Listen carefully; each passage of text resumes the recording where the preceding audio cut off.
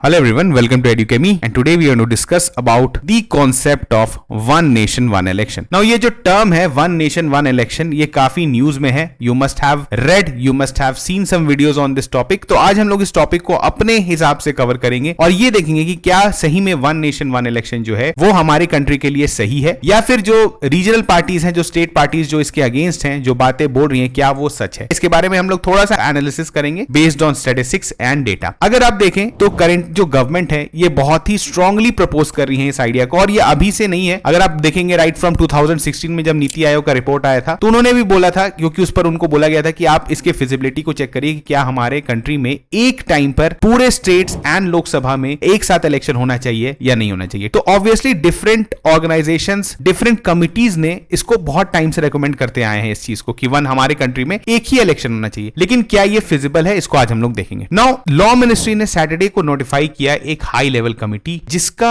Chairmanship दे दिया गया है फॉर्मर प्रेसिडेंट रामनाथ कोविंद को. इसके अलावा जो मेंबर्स हैं इसके वो हैं होम मिनिस्टर अमित शाह, कांग्रेस के Lok Sabha leader Adhir Ranjan Chowdhury, former leader of Rajya Sabha MP आपको पता है गुलाम नबी आजाद. उसके बाद आप देखेंगे तो एनके सिंह, आपने पढ़ा है एनके सिंह कमेटी को, 15 फाइनेंस कमीशन के ये जो चेयरमैन थे, तो एनके सिंह भी जो है इसके मेंबर हैं. इसके अलावा संजय कोठारी जो कि फॉर्मर सीवीसी रह चुके हैं. इसके अलावा इंपॉर्टेंट ब्यूरोक्रेट्स में सुभाष कश्यप का भी नाम रखा गया है जो कि लोकसभा सेक्रेटरी जनरल रह चुके हैं. इसके अलावा कुछ सीनियर एडवोकेट्स हैं जो कि हरीश साल्वे इसके एक मेंबर हैं. तो कोशिश किया गया है कि इस कमेटी में डिफरेंट फैक्शंस के एक्सपर्ट्स को लिया जाए, but at the same time यहां पर आप देख सकते हैं कि रीजनल पार्टीज का इसमें रिप्रेजेंटेशन नहीं है. जस्ट कमेटी जो है इसको एज अ टर्म किया जा रहा है कि this is a central committee. यहां पर जो है सेंट्रल गवर्नमेंट अपने मन से जो है एक कमेटी बना दिया. एंड द सेम टाइम अगर आप अभी न्यूज में देखेंगे तो अधीर चौधरी जो है जो कि कांग्रेस के लीडर हैं, उन्होंने बैकआउट कर लिया इस कमेटी से, क्योंकि उनका मानना है कि ये जो है सिर्फ डिसाइड करने के लिए कमेटी बनाई गई है. It is not going to hear any arguments from the state governments and the state parties. तो उनका कहना है कि ये सिर्फ वर्डिक्ट सुनाएंगी, इसी कारण वो इस कमेटी के पार्ट नहीं बनना चाहते हैं. चलिए अब इसके बारे में थोड़ा सा एक्सप्लोर करते हैं कि what do you mean by simultaneous election या वन नेशन वन इलेक्शन की क्या बात होती है. तो वन नेशन वन इलेक्शन का बेसिक सा कंसेप्ट क्या है आपको पता है. हमारे यहाँ कितने लेजिस्लेशंस है. One the largest legislation is parliament at the central level and we have state legislatures. तो आपको अगर हमारे यहाँ आपको पता है ये जो पार्लियामेंट है और जो स्टेट लेजिस्लेचर का दोनों का टर्म है दैट इज ऑफ 5 years. मतलब 5 years के बाद जो है यहाँ पर इलेक्शंस किए जाते हैं. अब ये हो गया है कि आपको पता है कि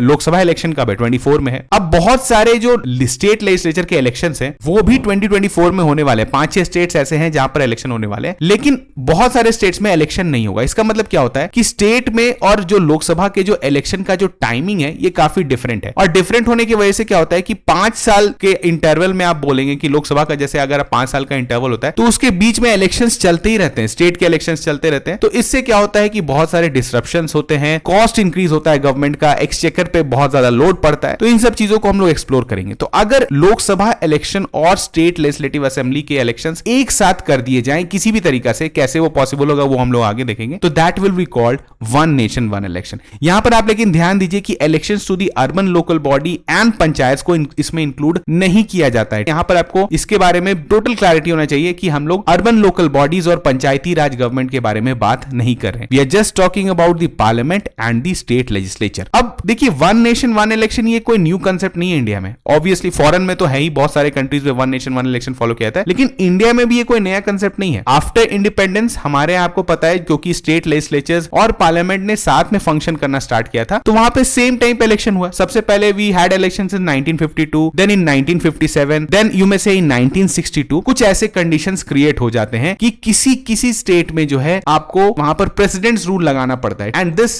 started from the basically you can talk from the Indira Gandhi era, क्योंकि 1965 के बाद से जो है हमारे यहाँ प्रेसिडेंट्स रूल लगने का जो है वो इंस्टेंसेस बढ़ गया. इसको भी हम लोग आगे डिस्कस करेंगे. तो उसमें जो फर्स्ट जो ये आप बोल सकते हैं ना, ये सीक्वेंस जो हमारे जो पार्लियामेंट और स्टेट लेजिस्लेचर का जो एकदम 5-5 साल पे जो इलेक्शन चला था, ये सीक्वेंस कब ब्रेक हुआ आपका first time? It broke in Kerala. तो केरला में क्या हुआ कि 1965 के टाइम की बात है कि वहां पे सीपीआई जो थे पहले वो एक कॉमन पार्टी थी, लेकिन ड्यू टू डिफरेंसेस वहां पर सीपीआई और सीपीआईएम जो है वो आपस में बढ़ जाती है. नाउ द 1965 इलेक्शंस जो हुए केरला में, वहां पर क्या हुआ कि आपके हंग असेंबली हो गया एंड कोई भी पार्टी वहां पर मेजॉरिटी लेकर नहीं आ पाई. तो इसके वजह से क्या हुआ कि वहां पर थोड़े टाइम के लिए आपको प्रेसिडेंट रूल लगाना पड़ा 1965 से 67. तो ये आप बोल सकते हैं कि यहां पर से ये दौर स्टार्ट होता है जब आपका स्टेट इलेक्शंस जो है जो अब सिंक में चल रहा था लोकसभा इलेक्शंस के साथ, वो यहां पर ब्रेक हो जाता है. तो केरला जो है इस लूप से बाहर निकल जाता है और इसके बाद we will see in 1970s UPs, different states like Uttar Pradesh, Punjab, वहां पर प्रेसिडेंट रूल लगते चले जाते हैं और सारे स्टेट्स का जो है साइकिल बिगड़ता चला जाता है। तो यहां पर से हुआ क्या कि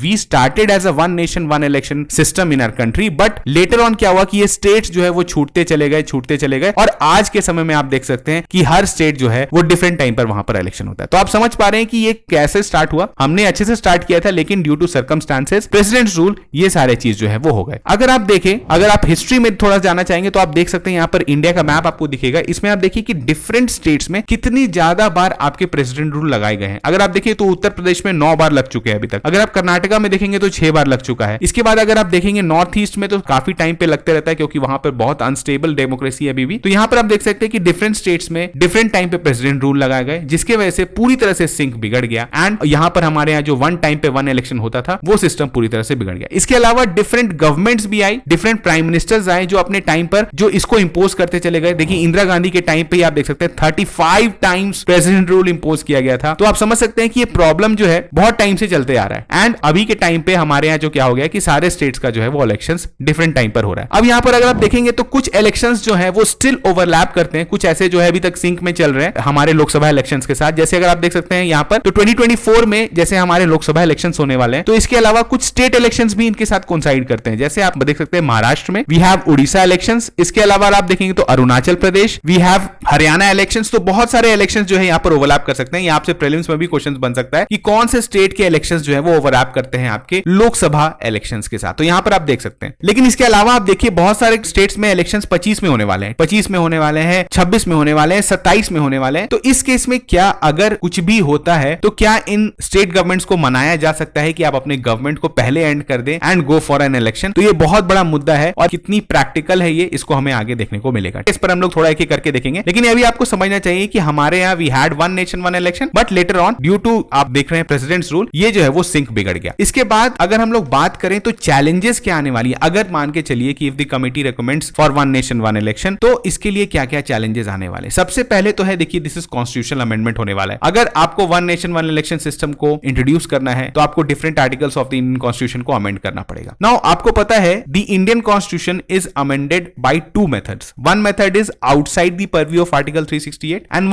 one is under the purview of article 368। Now outside जो है आर्टिकल 368 के, उसमें क्या होता है बेसिकली बस सिंपल मेजोरिटी आपको चाहिए। जैसे आपको पता है न्यू स्टेट्स बनाना, स्टेट्स का रीऑर्गेनाइजेशन करना, तो ये जो है वो पार्लियामेंट सिर्फ और सिर्फ सिंपल मेजोरिटी से कर सकती है। लेकिन कुछ ऐसे प्रोविजंस कॉन्स्टिट्यूशन के जो कि फेडरल इन नेचर है, वैसे प्रोविजंस, उसको अगर अमेंड करना है पार्लियामेंट को, तो पार्लियामेंट को क्या करना पड़ेगा? सबसे पहले तो उसको पार्लियामेंट में ही 2/3 मेजोरिटी से पास करना पड़ेगा, दैट इज स्पेशल मेजोरिटी से जो हम लोग बात करते हैं। एंड उसके बाद 50% स्टेट्स को रैटिफाई करना पड़ेगा कि पार्लियामेंट ने जो कॉन्स्टिट्यूशन अमेंडमेंट पास किया है उसके साथ वो सहमत हैं। अब यहां पर आप देखिए अक्सर आप देखते हैं कि बीजेपी गवर्नमेंट जो है वो बहुत फोर्सफुली सारे इलेक्शंस में कैंपेन करती है, चाहे वो नॉर्थ ईस्ट के स्टेट्स हो जहां पर बहुत ज्यादा लोकसभा सीट्स नहीं है, लेकिन स्टिल जो है उनका कैंपेन काफी स्ट्रांग होता है इन सारे स्टेट्स में। और रिजल्ट्स भी आप देख सकते हैं कि अरुणाचल प्रदेश, आसाम, ऐसे जैसे स्टेट्स में जो है वो बीजेपी एक स्ट्रांग गवर्नमेंट बना ली है। इसके पीछे का आप रीजन समझ सकते हैं। देखिए डिस्पाइट कि यहां पर लोकसभा में बहुत ज्यादा सीट्स नहीं है, लेकिन if you have to pass a constitutional amendment, आपको जो है रैटिफिकेशन चाहिए बाई स्टेट्स। अब देखिए रैटिफिकेशन वो एक छोटे स्टेट से भी आ सकता है, आसाम भी रैटिफाई कर सकता है और आसाम जो है उत्तर प्रदेश की जगह रैटिफाई कर सकता है। आप समझ सकते हैं कि एक छोटा स्टेट भी in case of constitutional amendment बहुत ज्यादा स्ट्रांग पोजीशन होल्ड करता है। इसी कारण बीजेपी गवर्नमेंट चाहती है कि मैक्सिमम स्टेट्स में उनका गवर्नमेंट रहे, वेदर कोलिशन और बीजेपी रूल्ड गवर्नमेंट। लेकिन इसके वजह से क्या होता है कि they can easily pass a constitutional amendment. ये कोई भी सरकार, कोई भी पार्टी चाहेगी कि अगर वो जो भी चेंज लाना चाहते हैं कॉन्स्टिट्यूशन में, उसको रैटिफाई कर दिया जाए स्टेट्स के द्वारा। तो this is the first of the challenge. और अभी करंट कंटेक्स्ट में आप देखेंगे तो अभी बीजेपी को प्रॉब्लम होगा, क्योंकि बहुत सारे स्टेट्स में आपका जो है डिफरेंट गवर्नमेंट्स आ गई हैं and at the same time elections होने वाले हैं, नेक्स्ट ईयर इलेक्शंस होने वाले हैं, तो वहां पर भी रिजल्ट्स जो है वो चेंज होते हुए दिख रहे हैं। तो यहां पर कंडीशन जो है वो बहुत क्रिटिकल है। तो ऐसा नहीं है कि जो है अगर आप कॉन्स्टिट्यूशनल अमेंडमेंट कर लेते हैं तो इजीली इसको पास करा लेंगे। चलिए इसके आगे अगर हम लोग देखें पॉजिटिव्स क्या है, ऑलरेडी चैलेंजेस डिस्कस कर लिया कि डिफरेंट स्टेट्स में डिफरेंट इलेक्शंस होने वाले हैं और कॉन्स्टिट्यूशनल अमेंडमेंट करना पड़ेगा। लेकिन क्या ये जरूरी है कि हमारे one nation and one election हो? क्या रीजंस दिए जाते हैं इस पे, तर्क क्या दिए जाते हैं? तो देखिए सबसे पहले जो है दैट इज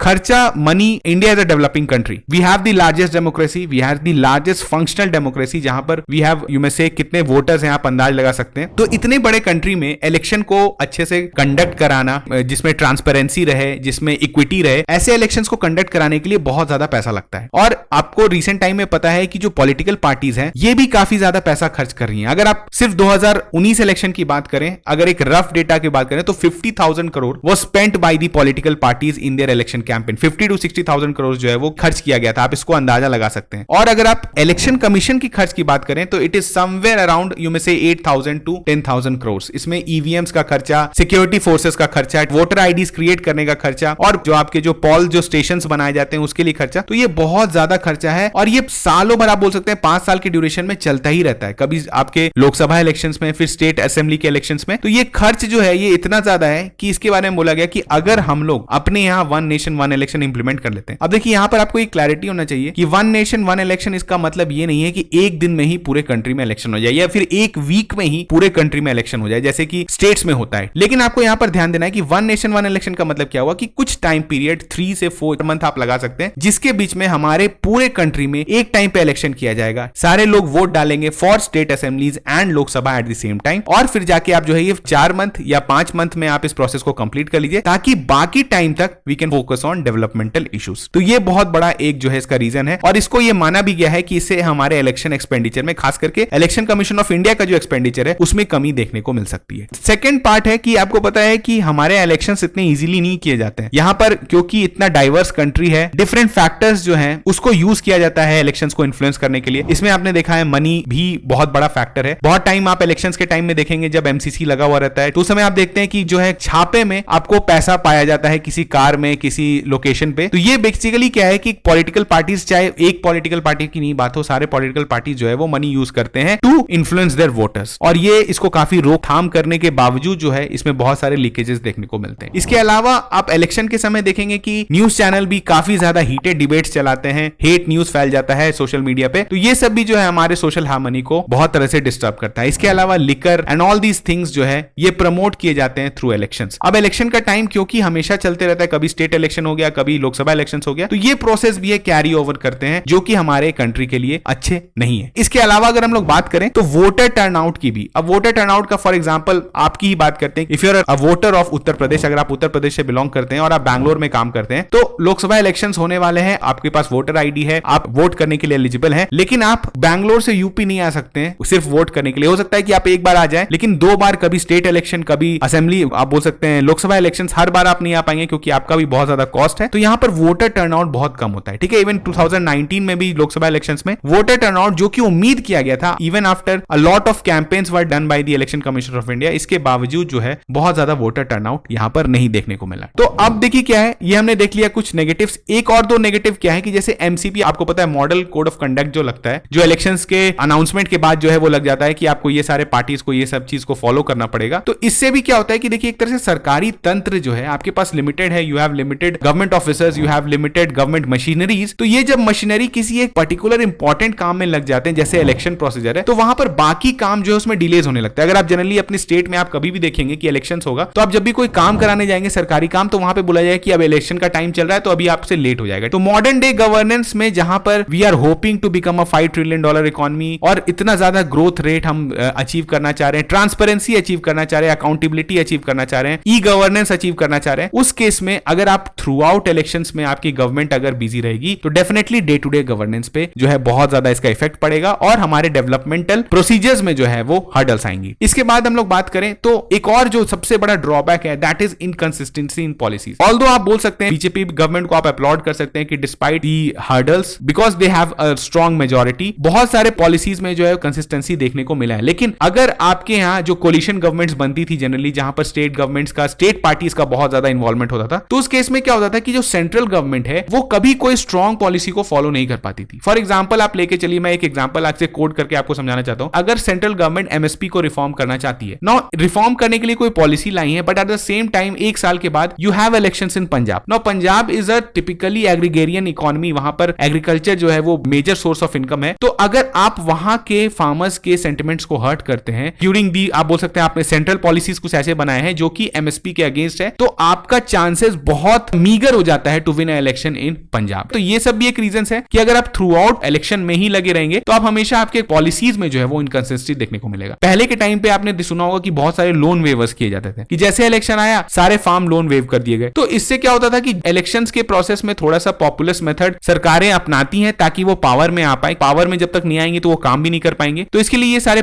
पॉलिसीज उन लोग फॉलो करते हैं, लेकिन एट द सेम टाइम ये हमारे इकोनॉमी को या हमारे सोसाइटी को बहुत ज्यादा हर्ट करता है। तो इसी कारण ये भी एक जो है इसका ड्रॉबैक है कि अगर हमेशा इलेक्शन में रहेंगे, कंसिस्टेंसी इन पॉलिसीज बना रहेगा। नाउ चलिए हम लोग आगे देखते हैं कि इसके अलावा और कुछ मेजर चैलेंजेस क्या हो सकते हैं। अगर जो है हम लोग बोल सकते हैं, ये तो हमने पॉजिटिव डिस्कस कर लिया कि ये सब चीज अगर हम लोग वन नेशन वन इलेक्शन लाते हैं तो ये सब चीज से हम लोग ओवरकम कर लेंगे, लेकिन इसमें कुछ कुछ नुकसान भी है जो कि स्टेट गवर्नमेंट्स, जो कि स्टेट पार्टीज बोल रही हैं, उसको हम लोग नजरअंदाज नहीं कर सकते। ये बहुत इंपॉर्टेंट है। सबसे पहला इसमें जो रीजन है that is overshadowing regional issues. Regional issues क्या होता है आपको पता है, आपने पॉलिटी पढ़ रखा है, आपको पता है कि सेंटर का काम कुछ अलग है, स्टेट का काम कुछ अलग है। सेंटर के जो यूनियन लिस्ट में टॉपिक्स हैं लाइक नेशनल सिक्योरिटी, उसके बाद आप बात कर सकते हैं फॉरेन अफेयर्स। अब आप न्यूज में अक्सर देखते हैं कि जनरली अभी के टाइम पे भी अगर आप देखेंगे तो स्टेट इलेक्शंस के दौरान पाकिस्तान के बारे में काफी ज्यादा बात होने लगता है, लेकिन आपको पता है कि स्टेट इलेक्शन में मेजर मुद्दे क्या है, स्टेट का इश्यूज क्या है, जॉब, एजुकेशन। अब यहां पर कोई स्टेट गवर्नमेंट, अगर स्टेट पार्टी जो है वो इस चीज को आगे लेके आना चाहती है, ये सब सारे इश्यूज पे काम करना चाहती है, लेकिन क्योंकि हमारे यहाँ we still are a little bit, अगर आप कहना चाहें तो हमारे पास इमैच्योर डेमोक्रेसी, इसलिए क्योंकि लोगों को एग्जैक्ट डेफिनेशन नहीं पता है कि कौन सी गवर्नमेंट किस चीज के लिए रिस्पॉन्सिबल है, कि स्टेट गवर्नमेंट जो है वो आपके स्टेट रोड्स के लिए रिस्पॉन्सिबल है, नेशनल गवर्नमेंट जो है वो आपके, आप बोल सकते हैं नेशनल सिक्योरिटी के लिए रिस्पॉन्सिबल है। तो यहां पर लोगों को क्लैरिटी नहीं है, तो इसकी वजह से बुलाया था कि अगर ये दोनों इलेक्शन साथ में होता है तो जो स्टेट के मुद्दे हैं वो ओवरशैडो हो जाएंगे नेशनल मुद्दों से, जैसे कि आपका national security and foreign affairs. और फिर हमारा जो स्टेट का मुद्दा है एजुकेशन, लैंड, वाटर, इस पर जो है वो कोई पार्टी आगे नहीं आ पाएगी। तो ये हमारा एक बहुत बड़ा चैलेंज होने वाला है। इसके बाद बात करें, देखिए एक और तर्क रखा जाता है कि ऑल्दो इससे खर्च जो है घटने का उम्मीद है अभी, क्योंकि वन नेशन वन इलेक्शन काफी टाइम से हमारे यहाँ नहीं हुआ है और हमारे इलेक्शंस जो है वो बहुत मॉडर्न तरीके से हो रहा है, ईवीएम से हो रहा है। तो ये भी बोला जा रहा है कि वन नेशन वन इलेक्शन होता है तो पूरे कंट्री में एट द सेम टाइम इतनी ईवीएम्स को डिस्पैच करना, मैन्युफैक्चर करना, ये बहुत ह्यूमंगस टास्क होने वाला है और इसमें कितना खर्च आएगा इसको भी अभी एस्टिमेट किया जाएगा। तो ये कहना कि वन नेशन वन इलेक्शन लाने से खर्च घट जाएगा ये जरूरी नहीं है। इसी कारण यहां पर लोगों को क्रिटिकल रहना बहुत जरूरी है कि जो जनरली बोल रहे हैं कि वन नेशन वन इलेक्शन की वजह से हमारा जो एक्सचेकर पे है पैसा का जो है लोड वो घटेगा, लेकिन ऐसा नहीं है, क्योंकि एट द सेम टाइम एक ही टाइम पर अगर आप पूरे कंट्री में इलेक्शंस कराते हैं तो उसका खर्च भी बढ़ेगा। इसका एक और ये भी ड्रॉबैक बोला जा रहा है कि अगर आप एक टाइम पे इलेक्शंस करेंगे तो पॉलिटिकल पार्टीज क्या होंगे कि वो जम के पैसा खर्च करेंगे। वो सोचेंगे कि अगर हमें एक ही बार इलेक्शन जीतना है पूरे कंट्री में, आप बोल सकते हैं पार्लियामेंट में और स्टेट लेजिस्लेटिव असेंबली का, अगर हमें सारा इलेक्शंस एक बार में जीतना है तो वो पूरा पैसा अपना झोंक देंगे और आप बोल सकते हैं कि जो मनी का इन्फ्लुएंस है वो फर्दर इंक्रीज भी कर सकता है। तो इसे सारी चीजों को हमें एग्जामिन करना पड़ेगा, तभी जाके हम लोग बता पाएंगे कि वन नेशन वन इलेक्शन जो है वो सही है या नहीं है। इसके बाद अगर हम लोग बात करें, ये हमने बात कर लिया कि हो सकता है कि पॉल कैंपेन्स का जो है इंक्रीज हो जाए। इसके अलावा आपने बोला है कि ये जो सीरीज जो हमने हमारे कंट्री में जो आफ्टर इंडिपेंडेंस जो one nation one election system चल रहा था, ये क्यों डिसरप्ट हुआ? ये डिसरप्ट हुआ क्योंकि फ्रीक्वेंट प्रेसिडेंट रूल्स लगाए जा रहे थे। आपको पता है कि रीसेंट टाइम्स में उतने प्रेसिडेंट रूल नहीं लगाए जाते हैं जो कि पहले 1960s, 70s और 80s में लगाए जाते थे, लेकिन स्टिल ऐसा बहुत टाइम हो सकता है कि किसी स्टेट में कोई मेजोरिटी नहीं आए तो फिर प्रेसिडेंट रूल लग जाए वहां पर, या फिर कुछ ऐसा भी कंडीशन हो सकता है कि